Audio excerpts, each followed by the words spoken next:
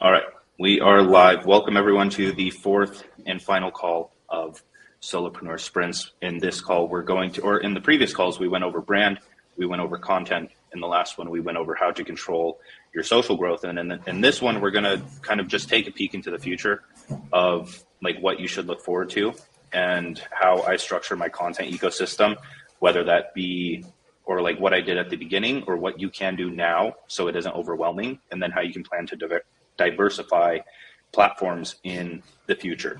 And so hopefully this rounds out everything that we've learned so far and gives you something a bit more actionable to focus on every day. So with that, I apologize in advance. I'm extremely tired right now. I had a long run this morning. So I'm going to try and be as energetic as I can. But Devin has some stuff to say before we get started, just related to support. So Devin, off to you. Yeah, so did just want to put this out to everyone. I have talked to a few people on the support desk already. You can always reach out there. But if you guys have purchased a Sprint, you're here right now. And if you have 2-Hour Writer, you actually can get a double discount on Digital Economics Masters. But you do need to message into the support desk. That way I can get it over to you. But beyond that, if you guys need any other help, feel free to reach out to the support desk. I've had a few people need to update invoices, stuff like that, but it seems like everything's going pretty well. Cool. Thank you, sir. All right. So we'll go straight into the slides. Start. I forget to preface again. So with questions, well, actually, we'll just start the slides. I talked about that in the slides. Okay, so in this, we're going over the 2-point content ecosystem, and it used to be the 3-point content ecosystem. And what that pretty much means from big picture is having long form, medium form, and short form, and all of those broken down from each other. So it's like long form, let's say a newsletter you're writing, that's the priority, because then once all of those ideas and that writing is fleshed out, then you can turn that into a thread, or like something medium form, like a long tweet or just a carousel post or something. And then you can turn those into individual tweets and let them feed into each other. But since Twitter changed and threads are kind of sort of a thing, they're still a thing, but they're like, there's long tweets now and there's so many, Benji, don't. Sorry. But now that long tweets are kind of a thing and there's just a bunch of different ways to create content, and it's not limited to like a thread, and we're not specifically talking about Twitter or something of that nature, it just makes sense to break it down into the 2-point content ecosystem, and we'll cover what that actually means. So if you guys have gone through like previous material with me, I used to talk about the 3-point content ecosystem a lot. It's still valid, but I just want to go over it from this point of view now. So what we'll cover is possibly the simplest, most effective funnel for authentic social and income growth with consistency if you stick it out. Second is how to structure your writing so that it takes less than 1 to 2 hours a day, and hopefully that decreases as you get better at writing. What I mean by that is, like, I can write my newsletter 30 minutes a day each morning for like 5 days and have it go out on Saturday. But now what I've been doing this week is writing a newsletter every single day, just because, and there's still 2,500 to 3,000 words, simply because I've just gotten better at writing. And so the third is my monetization strategy that makes it easy to not feel like a sleazy salesman, because I've been through, I have my opinions on like direct response marketing and all of these funnels and other things. I think they're good. I think they're useful. I think they work really well, but I've found and created something that I think is just easier to stick to and a lot better in my eyes. So we're going to go through the slides, and then we'll talk about some action steps you can take in the strategy. And we'll also go over like how I actually do this, like show you how you can actually see me doing it live every single day. And then third, Q&A. So with the Q&A, make sure to just ask questions that are specific, give enough context relating to what you want answered, so that there isn't any back and forth, because we do get a good amount of questions. I try to answer them in depth and it takes a long time. So with that, Joey is only going to bring over the questions that are relevant to the material on this call or the last calls. So personal questions probably won't be answered. We can answer those somewhere else if it's a burning question, and things like that. So just keep it specific and relevant to the call. So this is the 2-point content ecosystem, where first you have a newsletter, and we have a specific reasoning behind having a newsletter here. So keep that in mind. So what I mean by newsletter is long form content, something long form where you are nurturing your audience. You're going more in depth than you can in a tweet. You're holding more attention. That is ultimately what is going to lead to more trust, and therefore just more growth, more authority, more sales, whatever it is that you're trying to get. Long form content will always benefit you. So the reason behind doing a newsletter, because, we'll talk about that later because it's easier if we just go through it. So for now, consider it somewhat mandatory. None of this is really mandatory if you don't want to, but I'm giving you a strategy that works. So if you want to use this strategy, consider it mandatory that you're going to be writing a newsletter for 30 to 60 minutes a day. After that, consider it mandatory that you are going to write short form posts for 30 minutes a day, if that, right? These are just arbitrary numbers of what it should take you. It can probably take a lot less than this, especially for the posts since they're short. But what you're going to be doing here is you're going to be not only using your newsletter as a way to generate ideas for your posts, because you're already writing out so many ideas from start to finish, that you can read through it and you can turn a lot of them into posts by what we talked about on the second call, which is like the post structures and other things. You can't just write the newsletter and then throw everything you've learned about short form content out of the window. This is where a lot of people go wrong, is if you want to grow at the beginning, you're going to have to put a lot of effort into making your posts engaging. They need a hook, they need a body, they need to hit pain points, they need to hit benefits, they need to hit certain things that we talked about in the second call, okay? So just keep that in mind, is when you're using your own newsletter for ideas, then you have to not just copy paste those into a tweet unless you are very sure that they are already engaging that way, okay? And then the next thing you do is you're going to try to get eyes on your posts for 30 minutes a day, especially as a beginner. You're going to have to use the strategies we talked about in the third call to get people to see your posts by whatever means possible, okay? This will start to make more sense. So after this, you can see that the words change. So under newsletter, there's promote. Under posts, there's plug. Under eyes, consistency.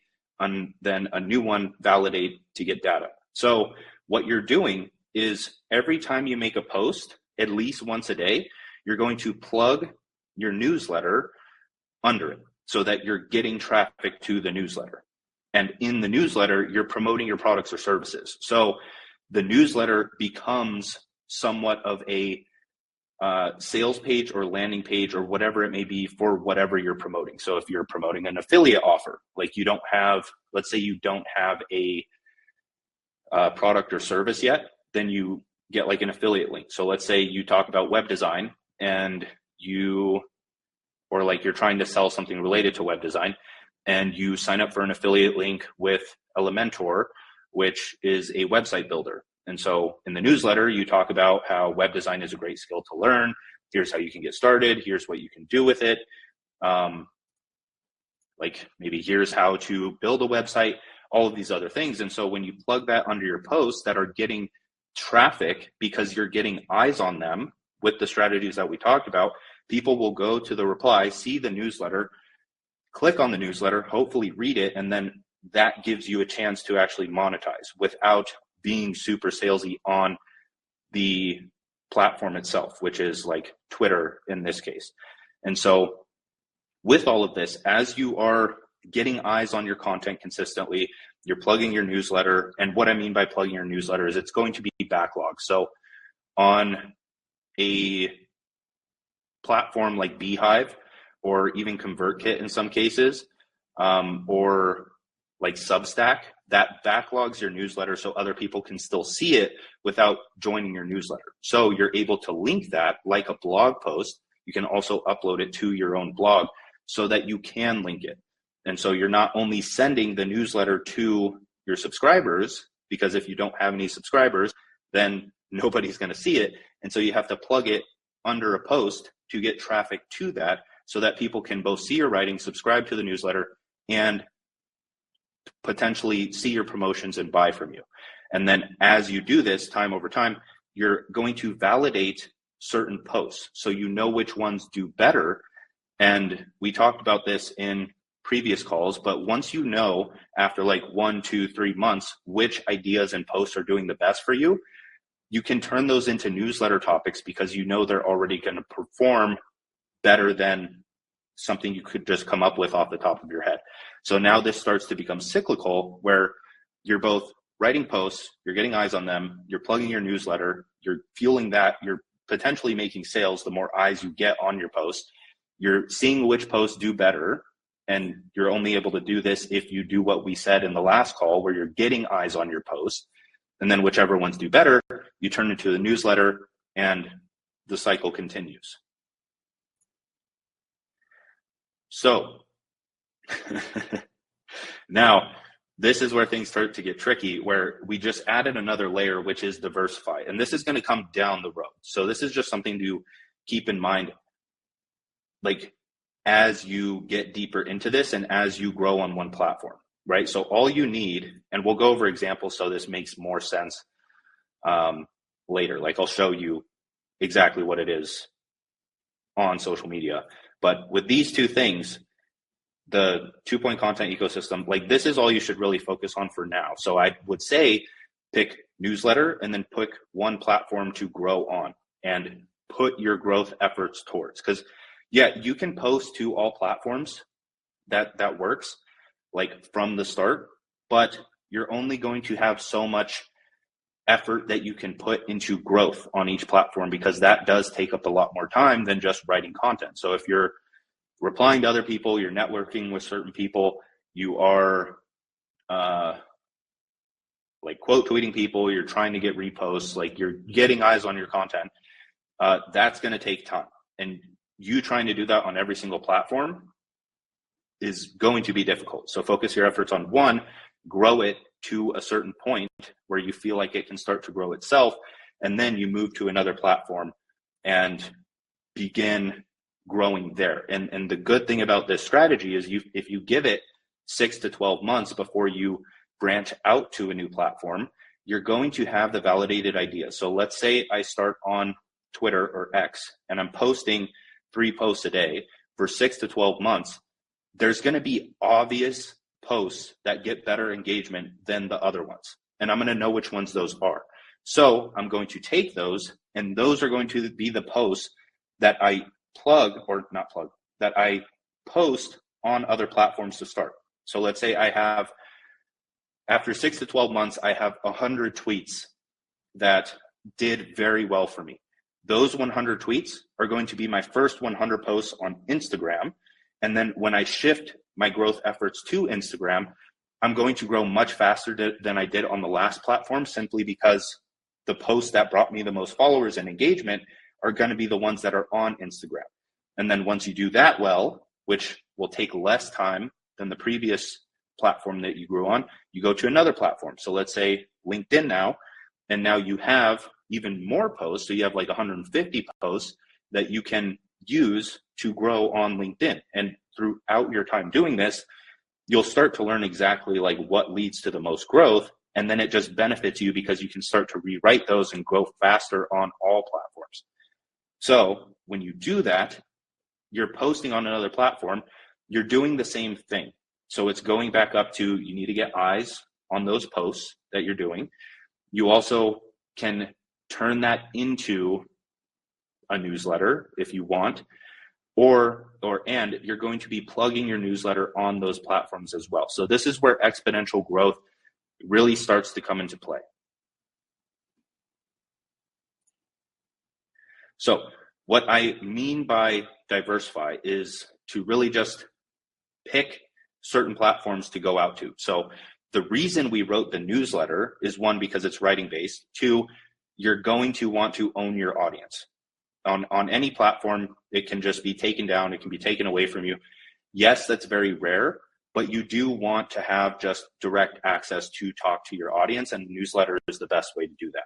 So not only is it just writing based, so you don't really need any equipment like you would on YouTube or a podcast, you can just write it. But people think like, oh, should I start writing if I don't have any newsletter subscribers yet? Should I start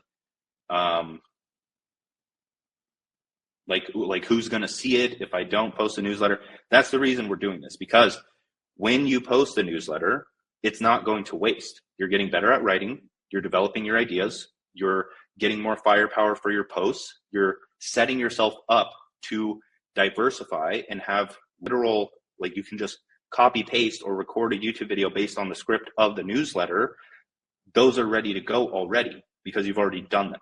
And so the other thing there is that you need a better way to promote than what most people are doing, which is like what we talked about in the last call. Someone had a question where it's like, oh, DM me XYZ and I'll send you a DM, when they're trying to close someone on like a service, when you could go the better route, in my eyes, of just writing a newsletter that provides value around that, plugs the product or service, and then you send people to the newsletter so they get some form of value, they trust you more, and they're more likely to buy.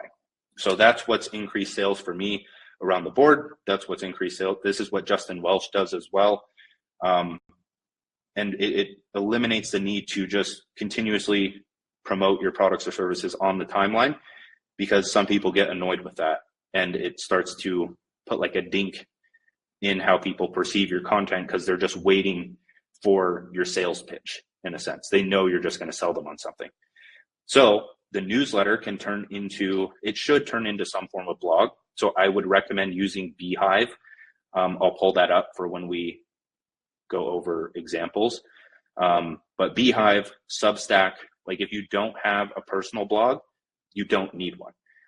It's helpful in the future, sure, but for now, just use Substack or Beehive. Both are good, both work, and use that because they backlog your newsletter so you can link to them, and then they have an opt-in at the top where people can sign up for that newsletter. So that's arguably also better than just telling people to join your newsletter, because you're giving people a sense of what they can get out of it from the start. So what I do personally is I write the newsletter one week, I record the YouTube video the next week, I upload the YouTube video both to YouTube and a podcast to give people multiple ways to read and listen. And so there's a lot of objections of this, is like, oh, you're just repeating content. Like, what's the purpose of that? It's like, I guarantee you will not have time to create new content for every single platform.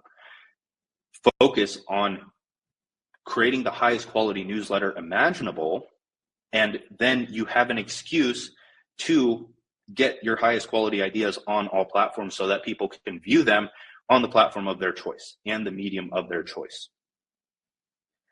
So in terms of posts, once you have validated ones, then you can just take those over to Instagram, LinkedIn, the YouTube community page, or you can use them as like shorts, TikTok, or Reels scripts, where you can just either talk to the camera or do a voiceover with animations or get creative and do what you want. And then, of course, all of these are going to be plugging the newsletter once a day. And then that leads back to promotion. So as you're growing on these platforms, all of them, they're all feeding into your newsletter. So the people on your newsletter are getting weekly emails with value and exposing them to your promotions week after week, which is better than any direct response funnel in and of itself. And when you're plugging your newsletter every single day under your posts, then even more people are seeing it and more people are joining the newsletter. So then this is all you have to do for the first 1 to 2 hours every morning, is you write your newsletter, you write your posts, you get eyes on your content. That's it. That's literally it. So I'm out of breath, but that's it for the slides, just to like understand what we're talking about here. I'm going to pull up Beehive. in Substack real quick. Okay, got that.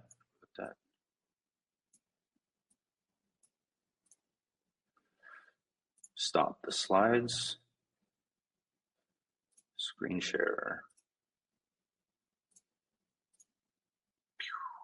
Okay, so this is Beehive, just beehive.com. It's pretty simple. Like it should be pretty intuitive when you sign up, and they should have like resources for you to like learn the actual platform. But it's pretty much as simple as writing your newsletter there, sending it to your audience. It doesn't matter if you have 0 followers at first or subscribers at first, and then it adds it to kind of like your profile. So I'm trying to see. Yeah, so it kind of gives you a website. So it's a home base for your content and readers. And so it allows people to see your newsletters as if it were like a blog, right? And you can lead people to that. Same thing with Substack. It's the same thing where you sign up for this, play around with it a bit, sign up for Beehive, play around with it a bit, see which one feels more intuitive to you, and then go for it. There's really no benefit to one over the other in my eyes.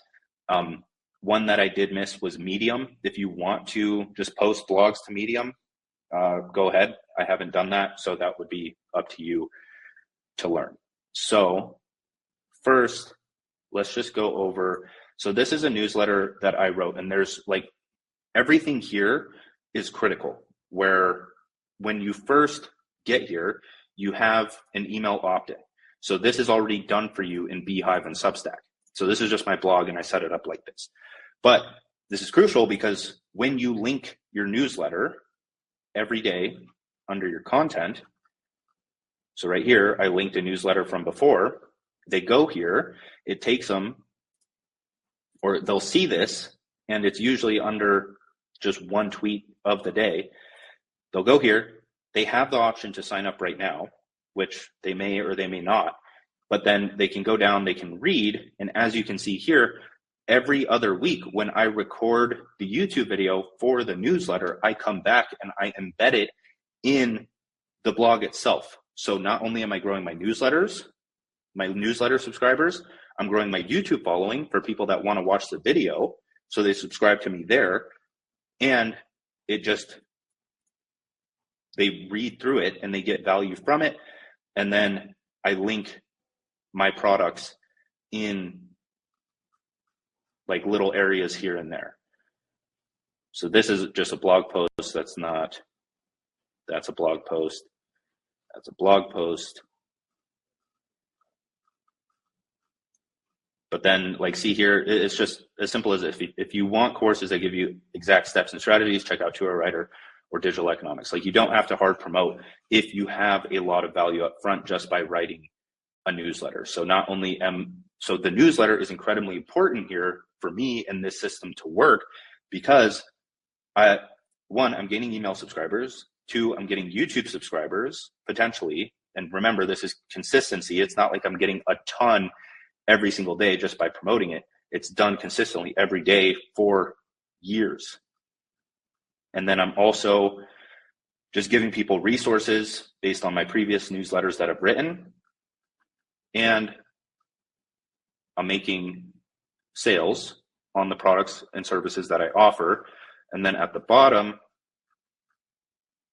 people can also, like it asks them again if they want to join the newsletter, right? So they're hit twice there. And I'm pretty sure this is done on Beehive and Substack as well. But then on a website, you also have the freedom to give people like lead magnets, free stuff, products, services, etc. So with that, you can just see how I do this every day on Twitter, where I write my posts, as we talked about in the second call, and then I plug my newsletter. And so this is how every single day, if my hooks and my content are good and they click on this, that's how I'm getting newsletter subscribers, YouTube subscribers. The newsletter acts as my YouTube script. The newsletter can be used for idea generation for content. So then it makes sense to plug the newsletter under it because it's the same topic. And this just happens every day. And I go through and I plug different newsletters because I have a very big backlog of them. So it compounds with time. And so the next thing you can do is when you diversify, like it's obvious that you can just copy paste this tweet and this plug over to something like LinkedIn, but you can't really do that on Instagram. So what I do on Instagram is you can't, maybe you can see it here. Okay. But like, so what I'm going to do later today is take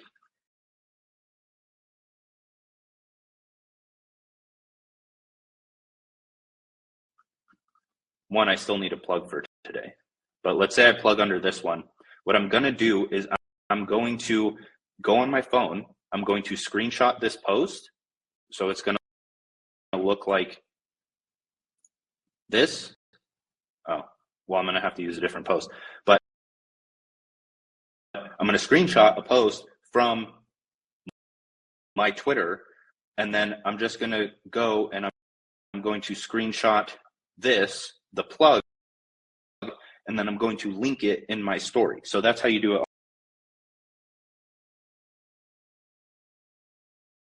on Instagram and plug every day and keep your stories active.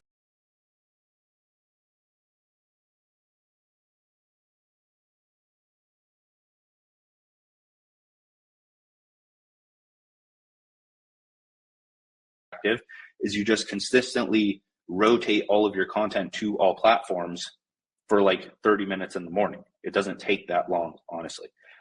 And another thing you can do if you're growing on YouTube is you can just like post. I sometimes post my tweets to YouTube straight, or I'll like double up and post like what I post on Instagram there. So what I do on Instagram is I usually, well, one, I go through like all of my best tweets from before. Like I usually don't, when I was starting out at least, I would just post one tweet a day and I would scroll down forever or go to my analytics and see which ones perform the best. And then I would copy and paste it over. So there's like two 4,800 like tweets here, which is much different from like a 1,700, or in a beginner's case, it's like a 100 like tweet versus like a 10 like tweet. It's like, okay, there's an obvious difference there. I'm going to copy and paste that one over. And so you can do this in like Figma or Canva or whatever you want to do. I would encourage you to like develop your own style and branding and however you want to do it. But I just use Figma. So I'll go in here in the morning. I go to my tweet section.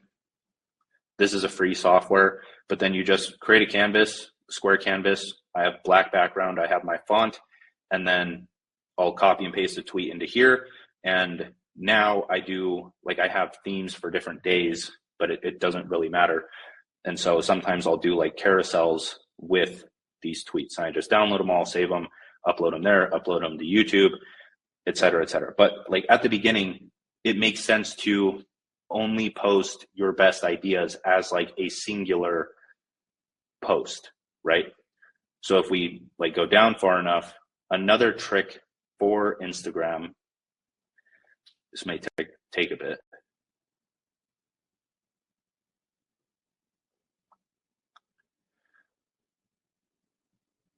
So let's say that you grew on X or Twitter and you have these posts that do better than the others because one, you're doing like the non-needy networking. Maybe you have some big accounts retweet stuff. You have mastermind groups, you're growing together, you're forming tribes, and you're kind of just treating social media like the video game it is. Then what I did is it was literally as simple as like I go in, I go to my profile on my timeline, and then screenshot the entire tweet. Don't do this on desktop because it just looks ugly.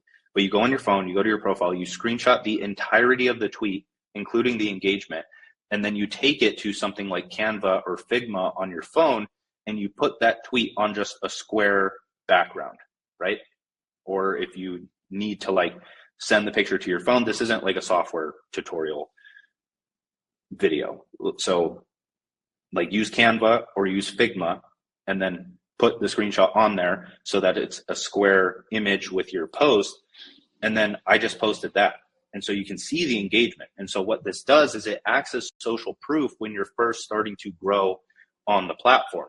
So I have certain posts that I know are going to do better, but since people can see the engagement, they can see the like 3,000 likes.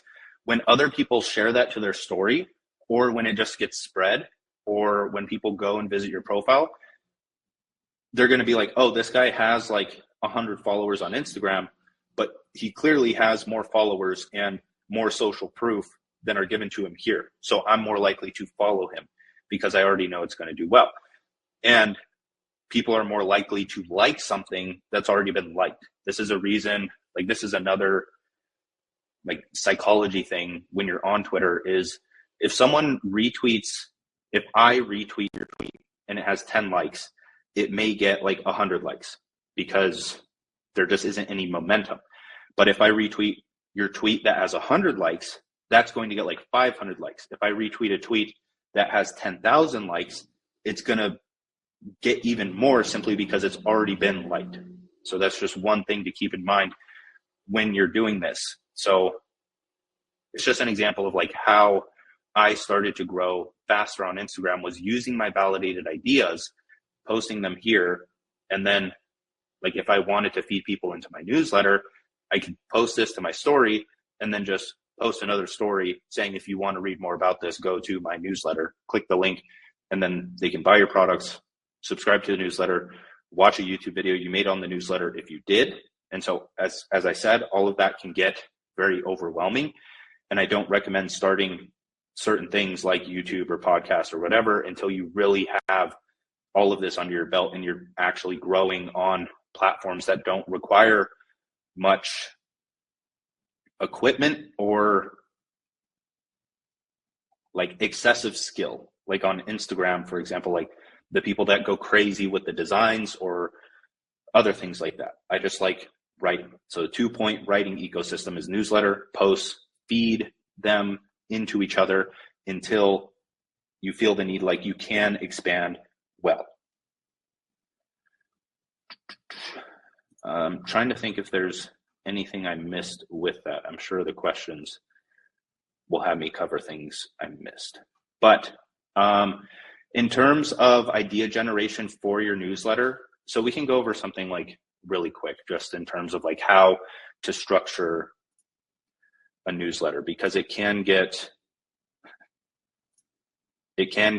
very confusing because people will go and they'll see that like I write really long newsletters a lot of the time and other people write not that long newsletters, and that's fine. My YouTube videos tend to be 25 to 30 minutes. Others can be like 5 to 10 minutes. So it's really dependent on you trying and seeing what you are good at and writing the post that way. So my favorite way to really do anything is emulation. So when it comes time to write a newsletter, go and watch the YouTube videos, because hopefully you're going to turn it into a YouTube video down the road. And this has what's really helped me like structure my newsletters is watching people that I like on YouTube and paying attention to how they structure their videos. So what do they talk about in their hook? What do they talk about in the body? How do they lay things out? What is the topic of it? Why is that attention grabbing? Do they include like quotes? Do they include images, graphics, whatever that you can add to your newsletter to make it more engaging and just set yourself up for a good YouTube video? But at the start, like you don't have to write super long. You can keep it to 500 to 1,000 words. Really doesn't matter. But we've talked about this in previous sprint videos. I believe it was the 4th sprint video, call 4, where I go over the structure of medium and long form content. But in a nutshell, you need a high performing topic. So we talked about that in call 2 of this sprint. So 2 calls ago, that you can generate validated ideas from YouTube videos that have done well, tweets that have done well by looking on like Tweet Hunter or Twemex, and then Medium articles as well. So you use those for idea generation, and then you start to create your own newsletter around it since you know it's going to perform fairly well. And then you need a hook. So I like to use a personal experience. So if you're brand new and you just want to start writing a newsletter, because there's infinite different ways you can write a newsletter and you'll get better at them with practice. But if you want like a plain fleshed out strategy, just start your newsletter with a personal experience related to the topic. Tell a story, usually pertaining to a problem in your life. So if I'm talking about productivity, I'm going to talk about a time in my life where I wasn't productive at all. I wasn't productive. How did that feel? What did my days look like? Explain it, tell the story, and go back to that time, relate with people. And then you have key points. This is usually how all newsletters are structured, where you have problem, key points, conclusion, or call to action. So you have the problem, which I do with personal experience. You have key points, which is like, okay, what is the solution? How do I be more productive? What are my 5 tips for being more productive? You list those out, each with examples. So examples is very good. You state the idea or the tip, and then you give a hard example so that people understand it. So that's what the key point section is the idea and example, idea, example, idea, example.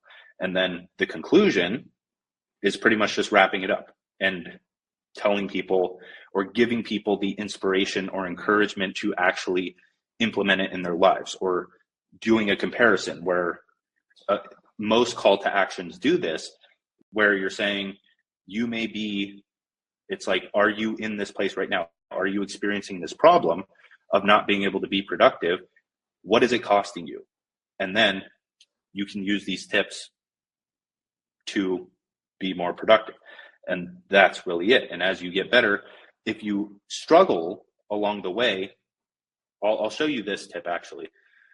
What I've been doing to kind of like end writer's block.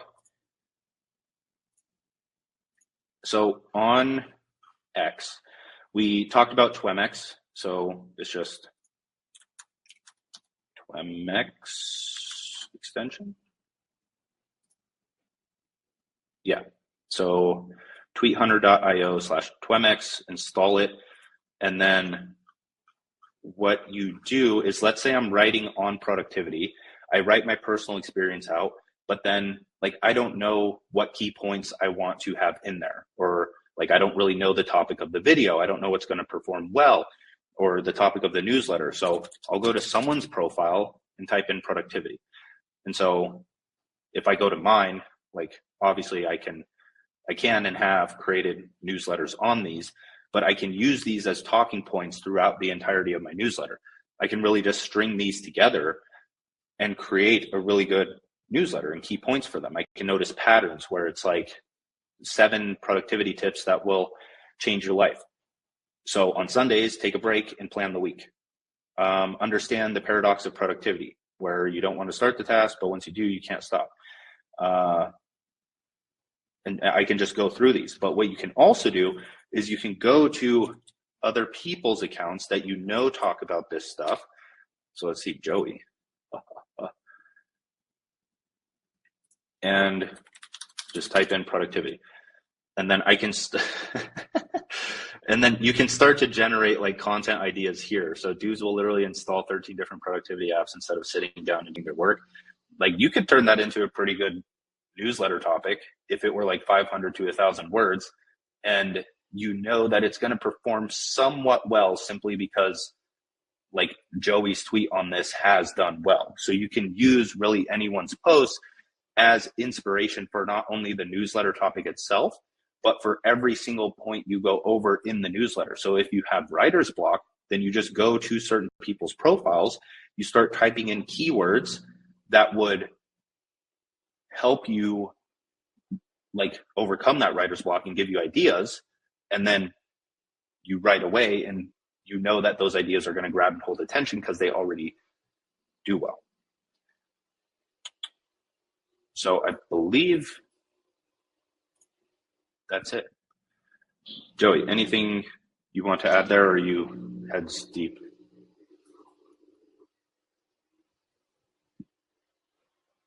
Can't hear you if you unmuted.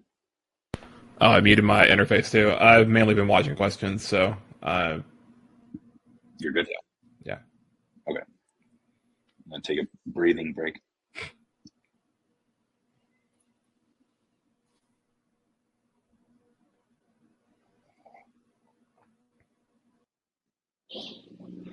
Okay, so we're on to questions. So question from Dr. Emil: how does this fit with the learn, write, build morning routine? This would be both writing and building. So the beauty and learning, the beauty about like actually being a creator is that it brings, like, everything you do in life gains meaning. Where if you're just learning, writing, and building something, like, you have to do that in order to write something like a newsletter. You're building a newsletter, you're building an audience, you're building a brand, but you're writing. And in order to write, you need to learn and research so that you have things to write about. From Janelle: does writing 30 to 60 minutes a day equate to one newsletter per week? For me, yes, that's usually the time that I set aside, but I write really long newsletters. Like mine take that long because I let them take that long. But you could write your newsletter in a day. You could write it in 2, you could write it in 3. This is just like my system that I'm showing you guys that you can either use or you can take inspiration from, because I guarantee it's not going to work for everyone here. I've been in digital economics, like my other course, long enough to know that like people start to develop their own ways of doing things. But if you want a starting point and some clarity on how to do it without just like wandering around in the dark, then this is probably a good way to do it and start. Question from Lee: I'm just starting out from ground zero as a creator and relatively new to writing online. Would you recommend starting by writing short form on Thread or X for growth first and then transitioning into a long form, short form structure? Or would you recommend to start writing long form straight away like a newsletter when I don't have a following yet? I'd recommend writing the newsletter. But if you don't have the time, see, it's all like individual, independent. If you don't have the time, then yes, just focus on growing on X until you have the bandwidth to do so. But if you have the time, and as I laid out, it's only 30 to 60 minutes for the newsletter, then I would write the newsletter. It doesn't matter if you don't have a following, because it's going to compound. You're writing. This is what people like tend to glance over in almost everything in life, is like, by writing a newsletter, your newsletters are only going to get better. And you're going to get better at writing as a whole. And the only time you're going to grow fast is when your writing is very good. So would you rather start your newsletter when you have 10,000 followers and it sucks because everything you do and start at the start sucks? Would you rather have 10,000 people see it, or would you rather start writing now?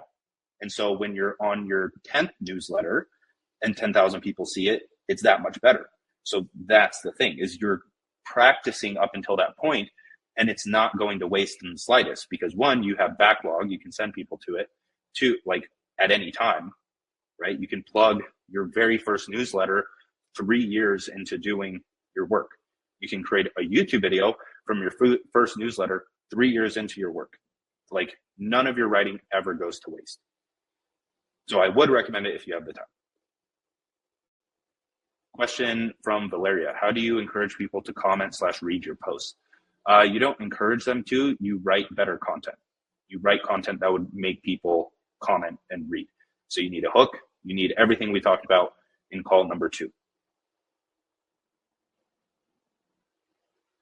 Question from Antonia: 2 issues. I have so many newsletter ideas. There is so much,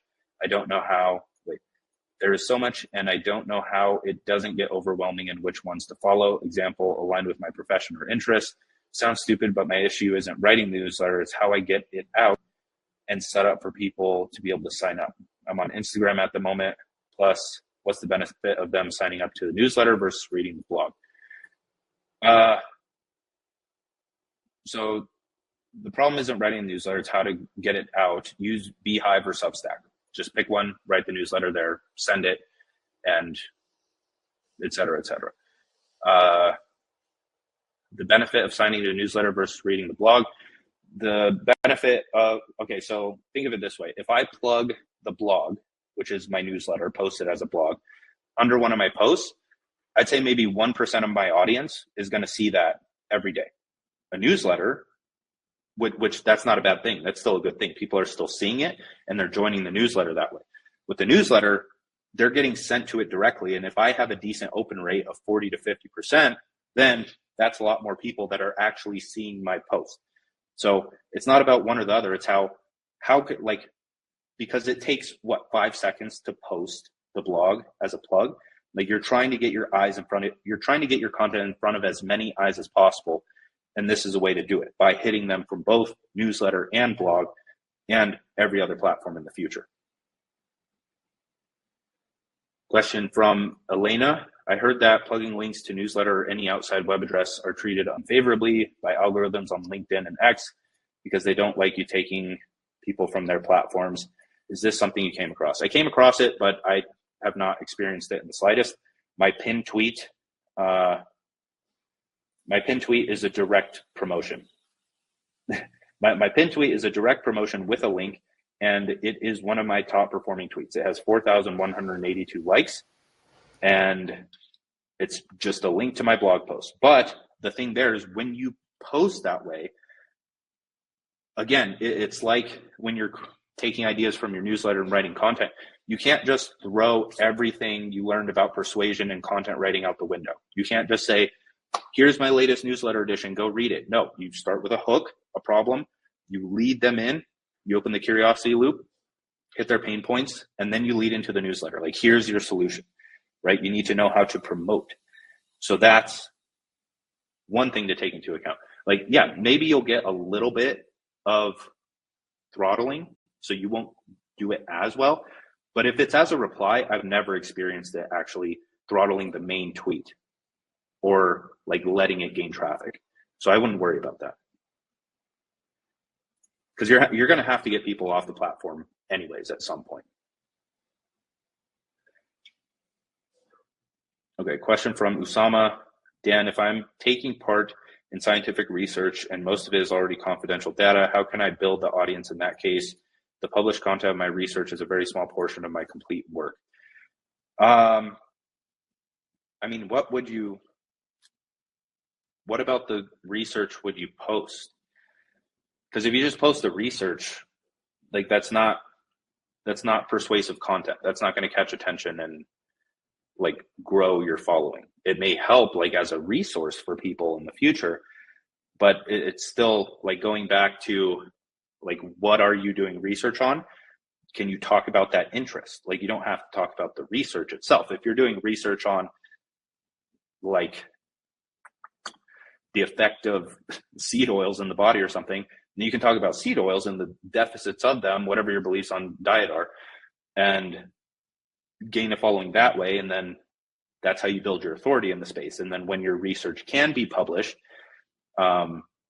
then that's more of like an authority booster to you rather than content that's going to help your brand grow.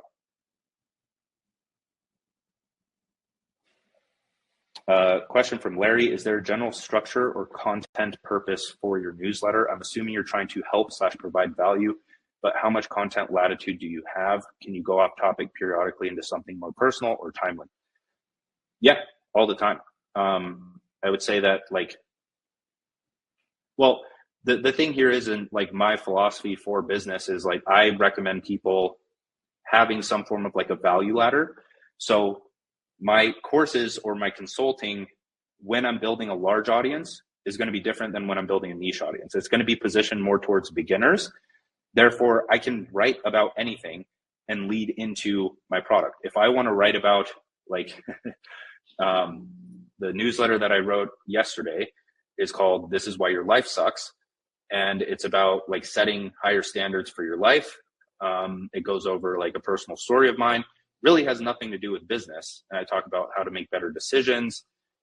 But then, like at any point here, I can somehow bring in and like relate it to, let's say, writing.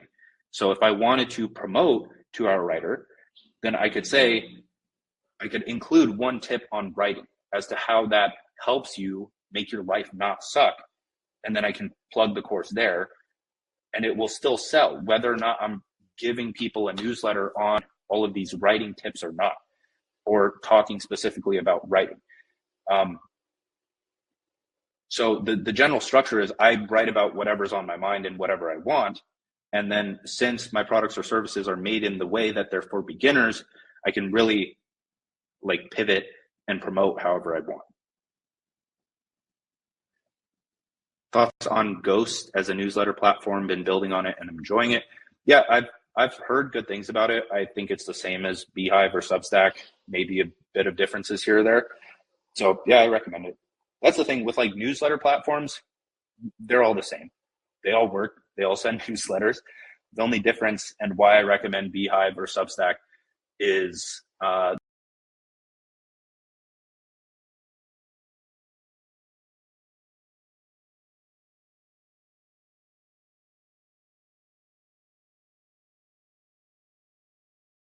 that they backlog the newsletters similar to Ghost so that you can send people to those. Sorry if there's noise from my washer. All right. From EJ, I used to circulate my newsletter via Substack, but created a website to host my newsletter and blog post recently. Should I completely change the platform from Substack/Medium-like mediums to website, or should I keep both? As long as you have a way to send the newsletter, right? Like as long as it's not just a blog and you're still getting newsletter subscribers. So I send through Kartra, and then I copy and paste that and post it on my WordPress blog every week.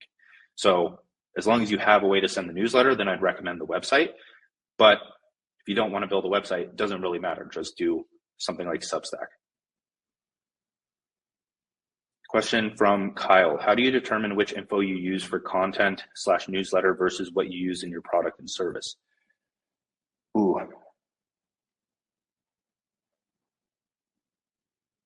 Product and service is usually based around like a system that helps people do a specific thing. Preferably something that you use in your life. That's the easiest thing to sell because you use it and it's helpful. So whether that be a training program, a productivity system that you built in like Notion, a writing system that you built in Notion, project management, like whatever it is that you use or do, that's what it's, the product is going to be a lot more streamlined, straight to the point. How do you get from point A to point B? What are the resources to do so? Content is really like all of the above. Like if you want to talk about your interests, mindset, beliefs, opinions, some actual advice here and there, but it's usually going to be close to impossible to include like you can include sections of what would be in a product in something like a YouTube video, but like it's going to be so scattered to the point where one, it's going to be completely different because you're targeting a more beginner level audience so that you can grow. And when you're posting content, it doesn't really allow for like the advanced explanation that a product or service would offer. So they're a bit different, but they're kind of the same too. I've never really had a problem with like thinking, I've heard that question a lot, but it's hard for me to answer because I've never really like understood it or like had that problem. It's like I just write content, and then when I have an idea for a product, I build the product and I sell it. And it doesn't have to be more complicated than that. Question from Will Holscher. I want to include Medium in that content ecosystem, but feel like using my newsletter there behind a paywall is cheap. At what point in the system then should I integrate Medium? Yeah, that's a good point. But they aren't paying you, they're just paying Medium, right? So it could be like, I don't think they'll see it as cheap if you're just using that platform to get more eyes on your own content. But at the same time, because what Tim Denning does, the only platform he writes something different for is Substack. And then everything else, it's like it goes on Medium, it goes on his blog, it goes on his main newsletter, and then Substack is completely unique for him, and that's different writing. So he has Substack go out like weekly, and then he has blogs going out like 3 times a week because he's an absolute maniac when it comes to writing. So I don't think it would be cheap, but if you want to integrate it later on and produce content exclusively for Medium, then cool. But I feel like it would make more sense to create content exclusively for an audience that you own, like on your newsletter, and then using Medium as something that you repurpose everywhere else, if that makes sense. Question from Ramonica. How do I grow my following on IG outside of Threads? Do you recommend Reels or content post to my feed? I'd go through the last call, third call. So I wouldn't, like, I don't recommend, or it's case dependent, but 90% of the time, the type of content you post isn't going to impact how much you grow. Like, yes, if you can master Reels and have a specific content type that just goes viral time and time again, then do that.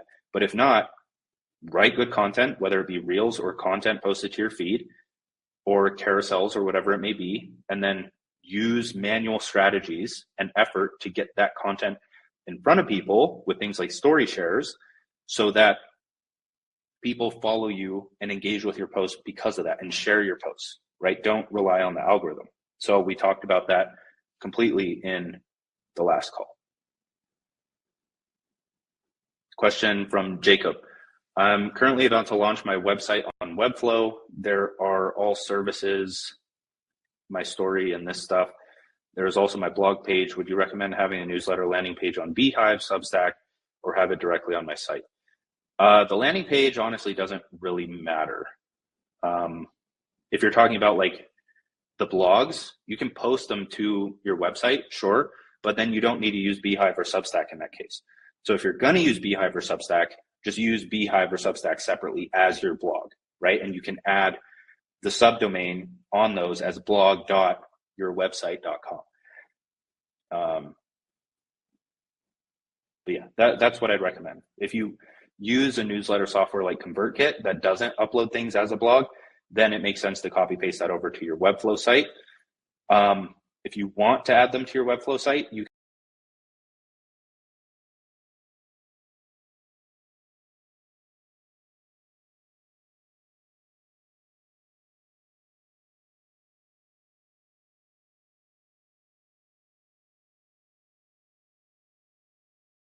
could probably do it as like an RSS feed and have it show up there on a certain page. I'm not too sure how to do that. So that's something I would look up, is like how to add RSS feed to Webflow site.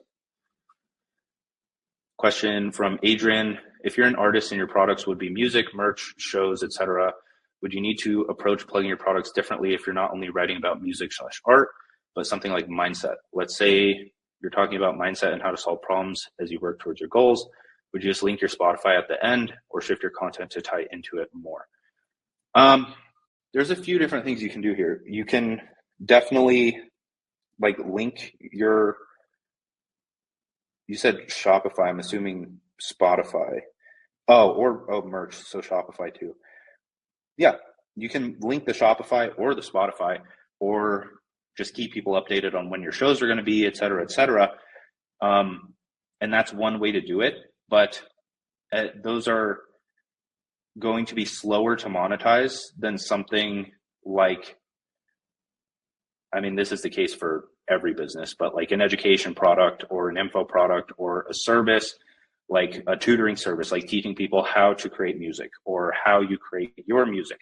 Like if you created a product that went over a tutorial on how you created one of your songs, and then you sold that as a standalone, like premium tutorial for $25, $50, do that like 5 times. And then promote it to people that are wanting to learn how to create music, then that could be another monetization route for you. But yeah, that's like a way you can monetize until you gain the authority and like reach necessary to truly monetize from merch, shows, royalties, etc.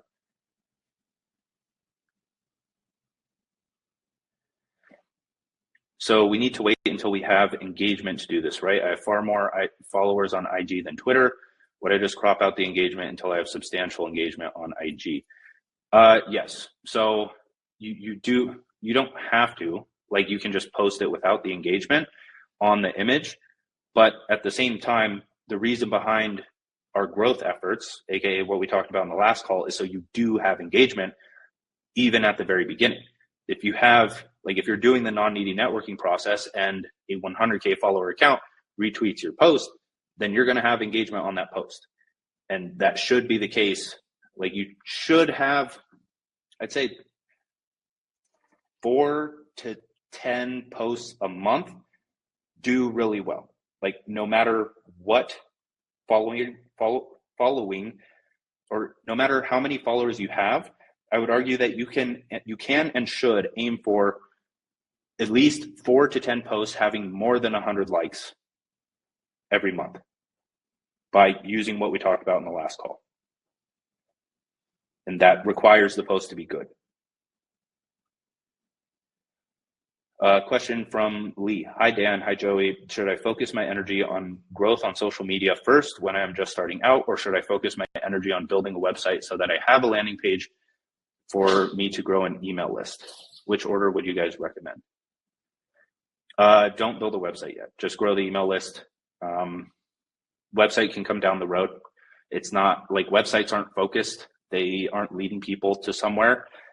They don't really serve much of a purpose if you're writing content and people are learning who you are from there rather than the website.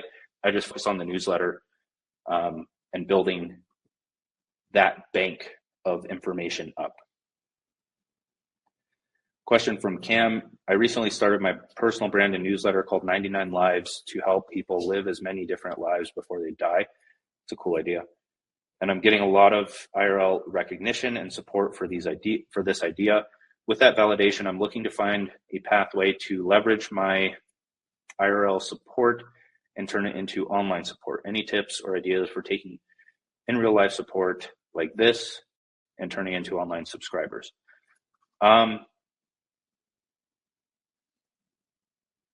Yes, I'd ask him to just share, honestly. Like, subscribe, share, and like do what they can.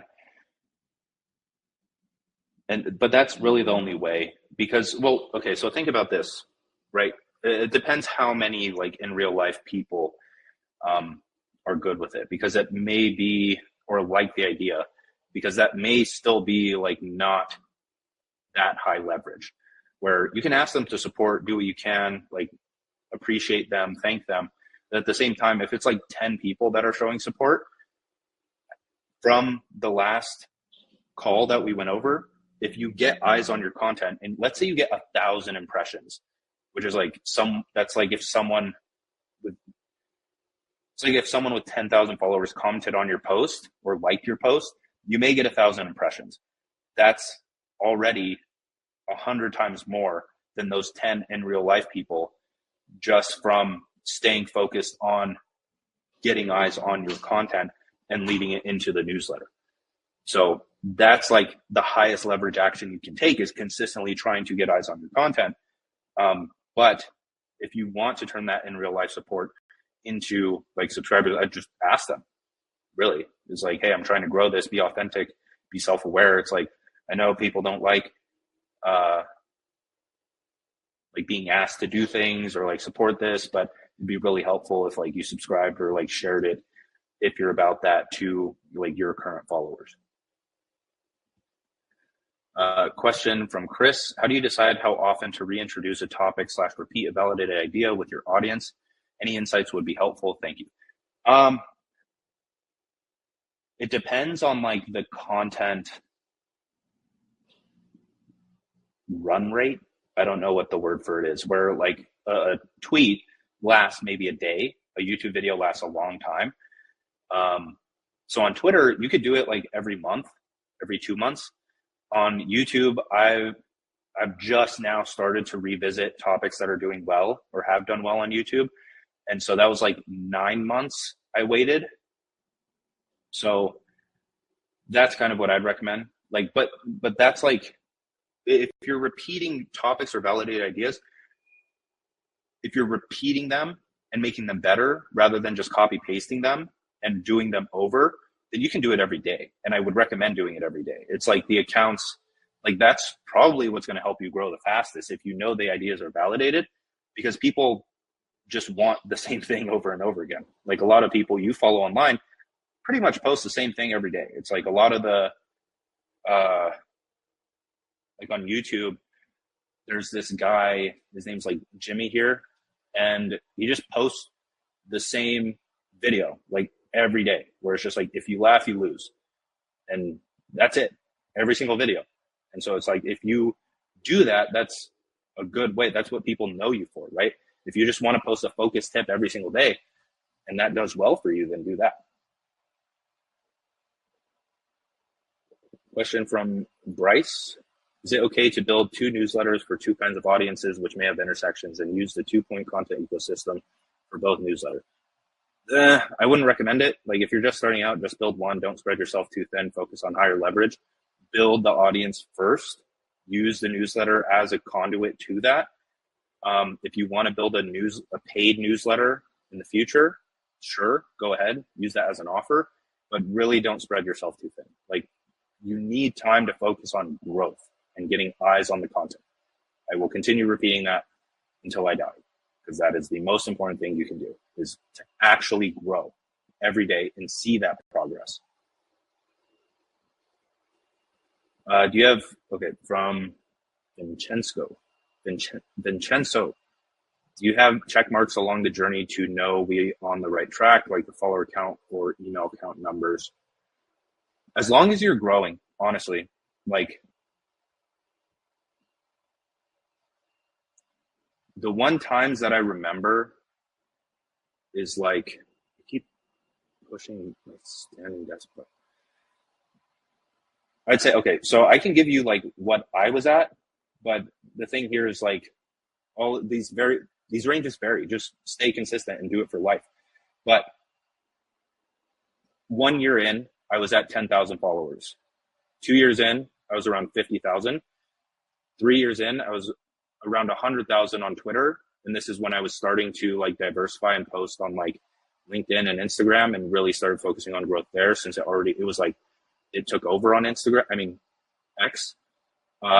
And then now it's 2.8 million across all platforms. So it's like exponential growth. So it doesn't really matter what you hit year after year, because if you do what we say, where it's like iterate, validate your ideas, continue to grow, refine your ideas, get better, practice, all that stuff, it should go exponential at some point.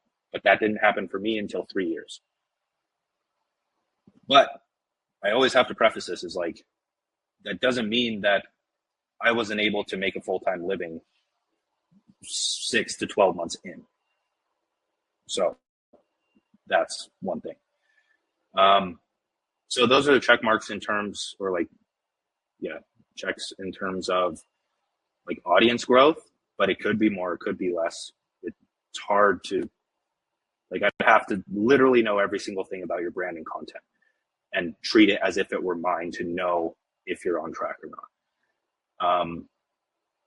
Email count numbers, that one's even harder. And in that case, it doesn't really matter. Like if you're following this system and you're promoting your blog, it doesn't matter that much how many newsletter subscribers you have. It just helps, like when it comes time to launch or promote something directly to your email list. But even then, you're still doing that on the timeline. How does this approach newsletter posts, plug back in, etc. work on Instagram? Would you just say, see my bio for the newsletter at the end of the caption post review? So every day I do what I said, where I screenshot each post, like just from Twitter, post it to my Instagram story. And then for the newsletters that I plug on Twitter, I screenshot that as well, put it to my story, and add a link. So I'll probably do that after, I don't know, just look out for it like today or tomorrow and you can see what I mean. But that's how it would work. And then whenever I do post the newsletter, I promote that on Saturday and I make a post dedicated to it. So if you go and look at any of my Saturday posts on Instagram, you can see that I say you can read this week's co-letter via the link in my bio or story. So yes, it would just be a call to action. Question from Elvin. Hey Dan, thank you for all you've done. Thank you. I have a lot of interests like gaming, anime, philosophy, day trading, and fitness. Would it be good to talk about these things on different channels, thinking of YouTube, or find a way to put them all together? I'm thinking about talking about them all in my personal Twitter, but have different channels for YouTube because of the algorithm. I already know how I can connect anime and fitness because anime is kind of my inspiration for getting stronger. I find day trading and playing StarCraft 2 similar. What do you think? I like fitness and anime because I see the link too. Dragon Ball Z got me into all of it. It really depends. Like, as I said, you don't want to spread yourself too thin. Like if you want to start them and just see which one does better and then shift to that one only, then sure. But you can always talk about like one of them, like fitness, and then use everything else as a way to explain it. So you can talk about how fitness is like a video game and use StarCraft 2 examples as a way to help people understand fitness more. So like if you're playing, I actually want to play StarCraft 2. That game's so fun. But let's say you think of like different programs as different like builds you can run, or different like strategies you can take, or nutrition is like how you mine for resources. I forget what they're all called now, but you know what I mean, where it's like you start to bring this unique perspective to what you're actually talking about in the main focus for something that is a bit more monetizable, like fitness or day trading. So that's a way to do it. But if you want to do fitness and anime, like have that kind of perspective of an account with the other one, which is day trading and StarCraft 2, that can work. But just be very aware that you may burn out quickly because YouTube is like demanding, especially if you're editing yourself and doing all of that. Try it out. Like I say, why not? And then if not, you'll come across a better idea to make it better and possibly consolidate them into one. All right, question from Tanari. If we're in the process of learning a new skill / exploring an interest, would I just write a newsletter about my process and what I'm learning along the way? Yeah, you can do that, and you don't even have to write it from that lens. I mean, you can be like, it's like, I read this article the other day on productivity, and it opened my mind to a new way of thinking about it. And then, like, once you frame it like that, you no longer have to, like, you can bring the voice of your authority in. You don't have to write it as like, I'm a beginner, I don't know what I'm talking about, like, here's what I learned, it may be helpful to you. It's like, just frame it with, I read an article from this guy the other week and it changed the way I think about productivity. Here's the 10 practical tips that I learned. And then you just list them off as if you were writing a regular letter or newsletter, right? So that's what you're trying to do in that case. When you're curating things about what you learn, you frame it, but then you don't like give your power away. You still have to be confident and write well. Just frame it correctly so you feel like you can do that. Question from Jasper. I lost my motivation to write. I was writing a ton every day just to clear my mind. I did not become content, but got distracted by my desire to climb the corporate ladder. Realizing you will simply be abused doing so, I instantly became an entrepreneur and started building my vision. You're an inspiration and a great mentor. I fear starting to write since my work would initially be as unfocused as my mind can be. How do you position the reader to buy your products? Does this work for all digital products? First off, thank you. And I mean, I've been there too. Everyone has. So let me see. In terms of like the fear of starting to write, you kind of answered it there, right? Where you said your work is going to be as unfocused as your mind can be. That's fine. Like that may lead to the best writing, honestly, and just talking about how you're feeling. Maybe that's the first piece you put out, is like talking about this question or this comment, and like working it out in your own mind and giving yourself a solution out and telling yourself like what you're going to do to get out. But how do you position the reader to buy your products? It kind of depends on it does depend on the product. Like the product is, you position the reader to buy your product by educating them to the point of being able to buy your product. So if your product is super high level and advanced, like how do you build a funnel for an e-commerce business, then you need to understand that your reader needs to, one, understand what e-commerce is, understand what the benefits of it are, understand what a funnel is, and like the components of that, to the point where they say, okay, this is actually going to help me because this is something I want to do. So you need to understand what the gap between your product and your reader is, and you need to act as if that gap is much larger than it is. Because like with all of my newsletters, I try to cover every single base. I try to make it so that any beginner could come in, read it, and understand it in its entirety. Where if I'm talking about an advanced business concept, those are going to be the longest letters because I have so much that I need to fill them in on before they actually get to the advanced concept. But those are arguably the most valuable ones you can do because you're teaching them so much. So that's how you position them, is you get them to the awareness level of not only their problems, but their skill to buy and use the product. All right, question again from Bryce. Thanks for the outstanding value. Got you. You said you were doing web design freelancing at some point.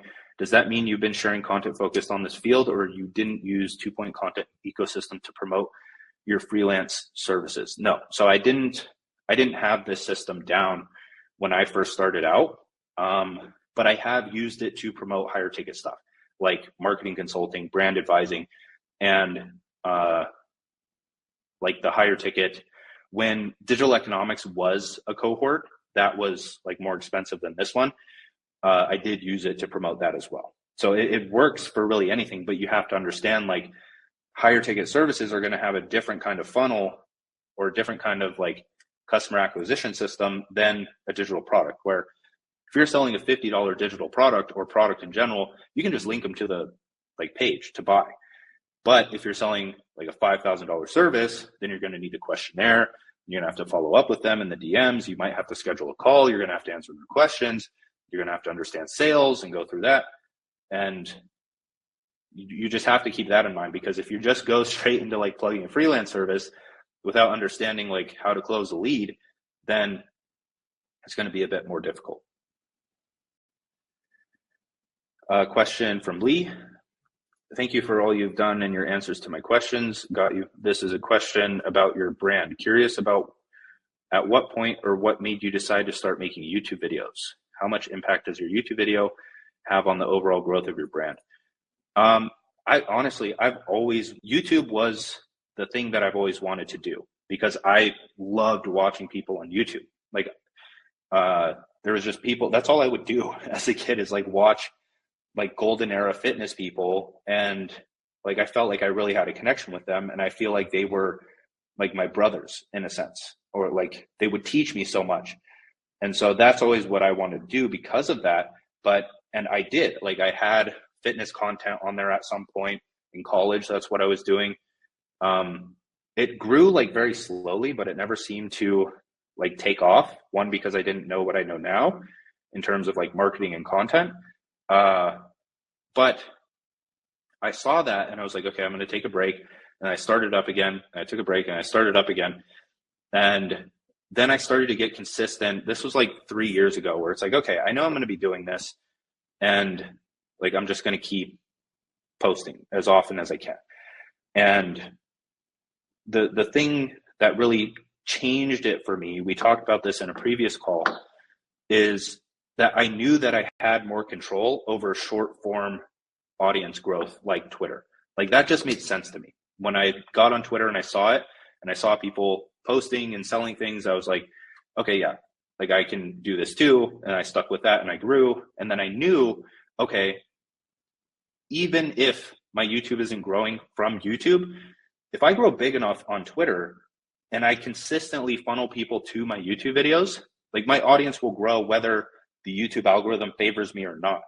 And so I did that and I was growing slowly, or consistently. And then eventually, like one video just hit and everything started going really well. In terms of how did it impact the overall growth of my brand, I wouldn't say that it impacted the actual growth on other platforms, but it definitely impacted like the people that subscribe on YouTube have that deeper connection and relationship.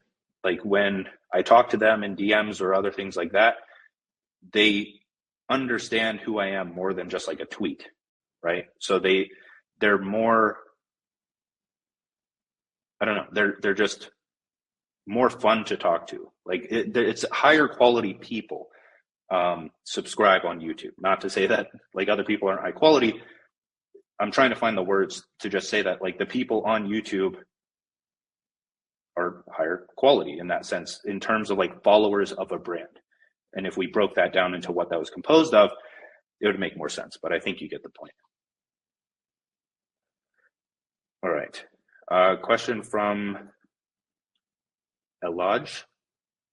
Hey, Dan, is there a way to make content that is relevant to somewhat different segments under the same personal brand? I'm positioned to talk about entrepreneurship, but also career advancement and personal development at large.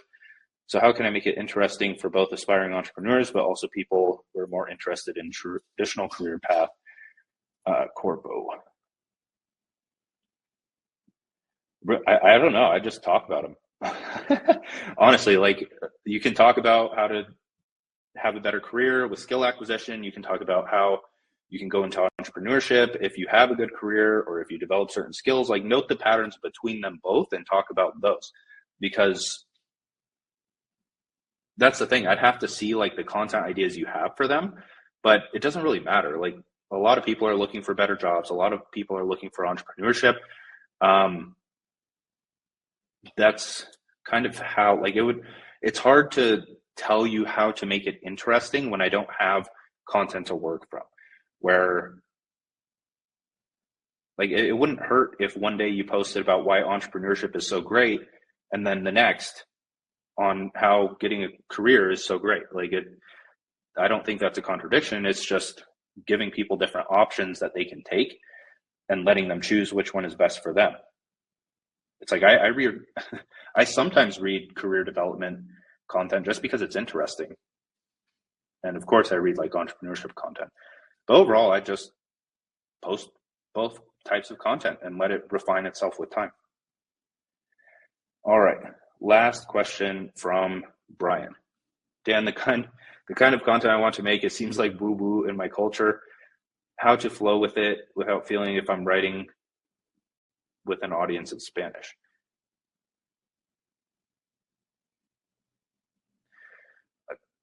You just got to write it. Like, honestly, if you feel like it's too woo-woo, I guarantee there are people like you.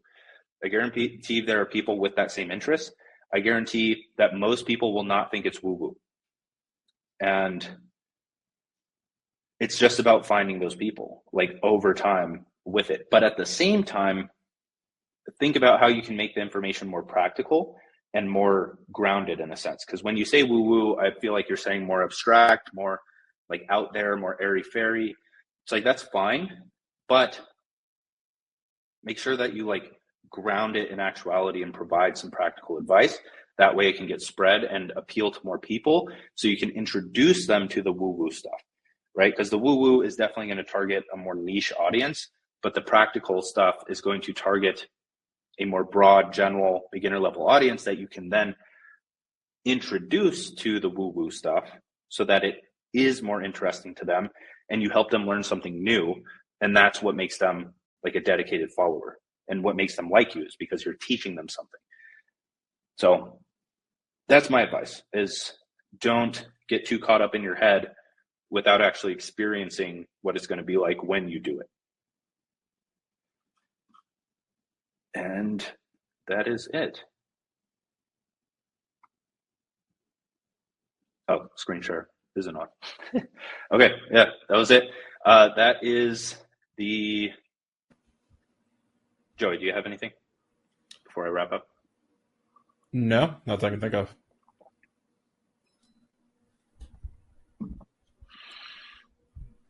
My throat hurts again. Okay. All right, yeah, that was it. I appreciate you guys. This call will be uploaded in a few hours. Again, it just takes time to process on Vimeo and upload. But aside from that, this is the final call. So you guys have access to the Solopreneur Sprints dashboard for life. All of the calls in there will stay there. And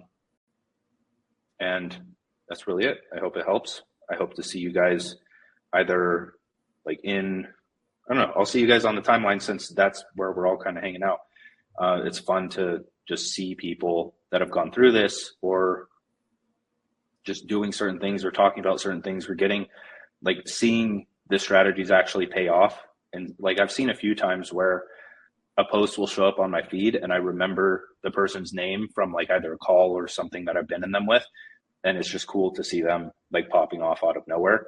So with that, I hope you guys enjoyed all of this. Enjoy the rest of your day. Devin, anything you got? No, I think I'm also good. Okay, cool. Yep, I'll spare you guys the post-call promotions and stuff. If you want to go buy other stuff, go buy other stuff. But that's it. I'll talk to you guys later. See you, Joey. Thank you for all the help. Yep. See y'all.